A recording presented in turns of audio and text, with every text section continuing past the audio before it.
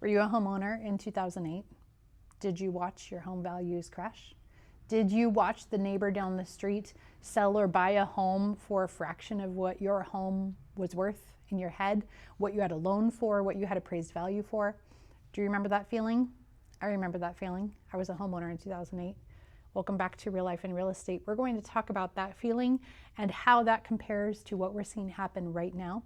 Real Life and Real Estate exists to serve homeowners and future homeowners, connecting you with people that I trust here in the Tacoma Puyallup area. I'm Nickie Robbs. I'm a local real estate agent. And sit down. It's time to have a seat. What we're seeing right now is that there's really only one buyer for about 4 houses. Every single month, houses are letting their contract expire or they're canceling their listing because it didn't sell in the expected time frame for the expected amount that the homeowner thought. Every homeowner has a reason to sell, and many homeowners have such a compelling reason to sell that selling is the most logical thing that they can do. We've got death, divorce, family, relocation for work, all kinds of reasons where selling the house is the next correct step. But we don't have as many buyers as we used to have. And so now we have this gap between a seller's expectation and the buyer's expectation. We have just watched a very, very hot, crazy market where we had 20 or 30 buyers for every one house. That got crazy. That caused the real estate market to basically exist more like an auction, where people were not only bidding up the sale price and are offering over the asking price, over the listing price, but then they were also offering cash on top to cover the appraised value and the price that they were willing to pay. Because let's face it, there is a gap. There's always going to be a gap. So let's cover some phrases. Appraised value. Appraised value is how much the bank says, or the lender, the bank or lender says that your home is worth, and they are willing to put a loan on this house for this amount. And that might be $500,000, just as a number. So a couple of years ago, when we were having people offer $525,000, $550,000, $575,000 for a home that the bank says is only worth $500,000, what are you going to do? Because that bank is not going to approve a higher loan. They already know, ooh, this is kind of risky because if we put out a loan at this amount, but the house is only worth here, what happens to the difference? But what happens to the difference is that the appraised value, the appraiser comes in, takes in comparable sales and says, okay, well, this house sold for $600, this house sold for $495, this house sold for $550, this house has these issues. It's comparable, sort of, mostly. It's not an exact replica, they never are. And so we'll say this house is going to be worth a $500,000 loan. So that gap between what the buyer is willing to pay and what the appraised value is, people were coming in with cash to cover the difference. Cash caused a whole bunch of chaos. Caused the appraised value of every home that sold nearby that house to suddenly go up, up, up, up, up, up, up, up, up. Because even though that house did have a loan for $500,000, someone bought it for $575,000. Now the house 2 doors down says, hey, if they sold at $575,000, so can we.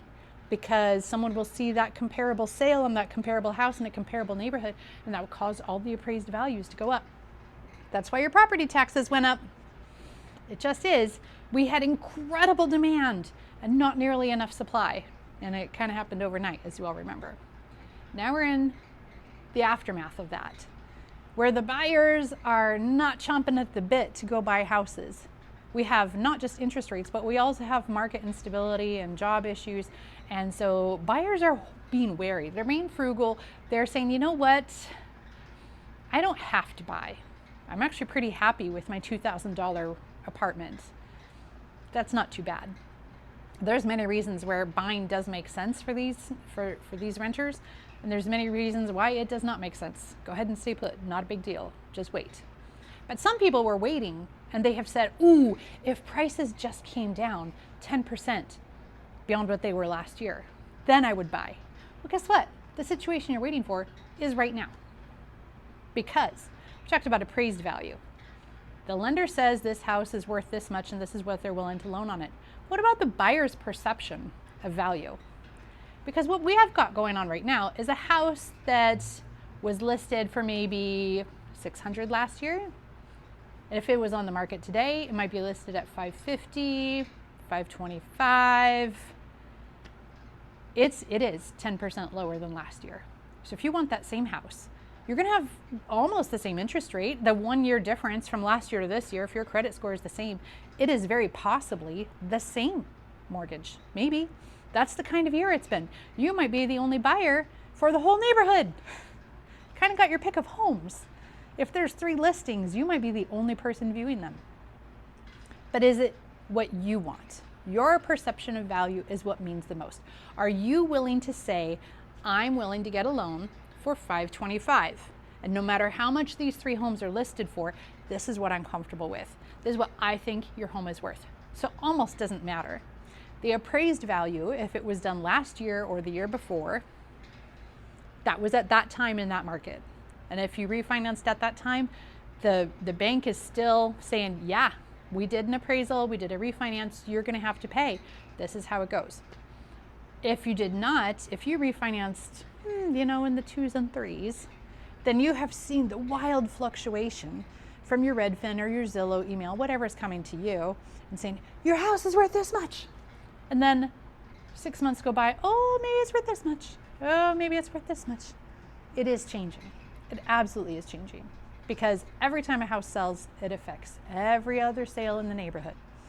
So when this house that was originally listed at $600 finally sells at $525, then the very next house that's for sale has to take that into consideration. The appraised value for a comparable house is no longer $600, now it's $525. And if they really want that house to sell, they're going to have to be aggressive and price it lower than that. The buyer's perception of value is what matters. Do you want the house? Do you? Do you want that mortgage? Do you want that neighborhood? Do you want those floors? Do you want that roof? Do you want this much work? Because owning a home is definitely going to be work. That water heater is going to go out eventually. The washer and dryer that you bring in, they only last so long. Stoves and fridges, right? There's cost to being a homeowner. It's not as easy as having a landlord and saying, you know what, that broke, fix it. It just is. So between listing price, $600,000, actual sale price, $550 or $525, the appraised value, the bank says we're willing to loan at $525. That seems like a good investment for us, because if the bank is going to foreclose, they want to have something on their books that they can turn around and resell. But it comes down to you, buyers. It's you. You're holding all the cards right now. And if you'd like to get qualified for a loan, get pre-approved, and find out what your buying power is, it doesn't really cost you anything. And I'd love to introduce you to some great lenders that would really take your best interests at heart. They would listen to your goals, and they would help steer you toward either a great loan that's a good fit for you, or to say, yeah, I understand buying isn't a great choice right now. It doesn't fit your goals. It doesn't fit what you want to do with your life. That's okay. And home sellers, I know it was a crazy time, and we have mortgages that are for certain values. And if you did it in 2020 or early 2021, you're probably sitting okay.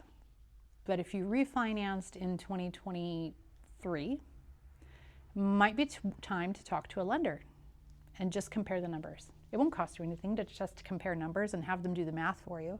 It'll be fine. But let's come down, let's agree on this. The buyers are holding all the cards.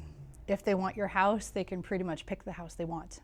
If they've been pre-approved by a lender and the lender says, yeah, these people are great and good to go and they've got a strong down payment and they're already through underwriting, yeah, you can pretty much pick the house you want.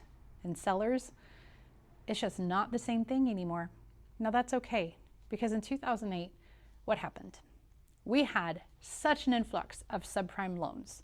We had such an influx of predatory loans, adjustable rate loans, and they were terrible. They were bank statement loans, except they didn't actually verify a lot of what was on the bank statements.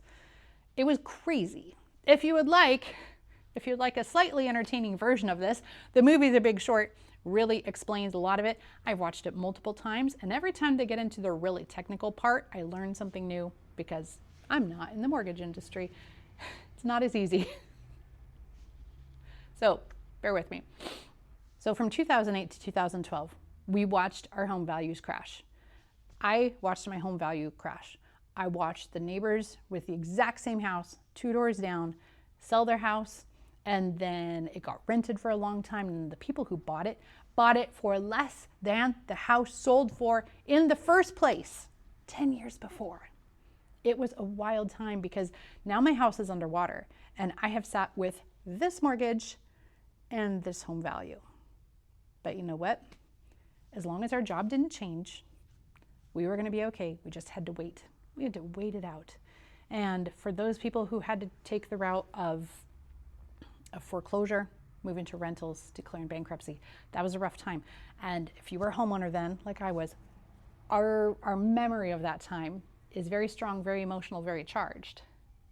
I want to encourage you that this is not that. This is a cooling. This is a buyer's market that we have not had in a very long time. We've had a seller's market for a very long time. We have more inventory right now than we have had at any point since 2016.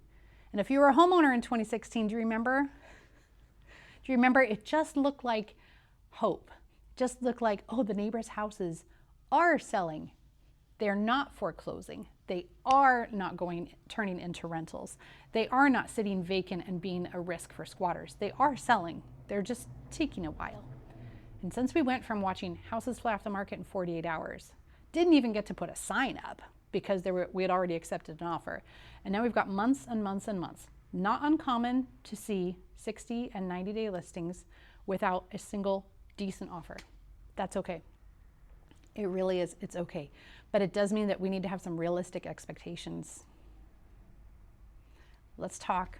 I'd love to sit down for coffee and talk about your home value, the buyer's perception of value, your appraised value, what you've got a loan for, and what the current market means. If you need to sell and that is the most logical choice for your situation, then let's talk about today's value, next month's value, because we're also coming into fall and winter. Let's talk about the strategy of it. And if you're a buyer, by all means, hit up a great lender, because if they are still in business, then they are probably a great lender. This is a really good time to consider, what if we bought a house? What if? Because the ball's in your court. You hold all the power right now. Thank you so much for listening to Real Life and Real Estate. Please share this with someone you know who was a homeowner in 2008. Share this with someone you know who is afraid of their home values dropping. As if you refinanced in 2020 or 2021, I'd love to chat with you. You're probably going to be okay. If selling is the right choice for you, I'd love to talk to you about strategy. Let's talk. So I'm Nickie Robbs, and I serve Tacoma, Puyallup, and beyond. And all of these episodes are actually edited by my son, Will Robbs. If you would like some video editing done, just follow the link in the show notes and see some of his other work. He also does a lot of great things. Thank you, Will, for helping me in editing out all the times when I forgot what I was saying.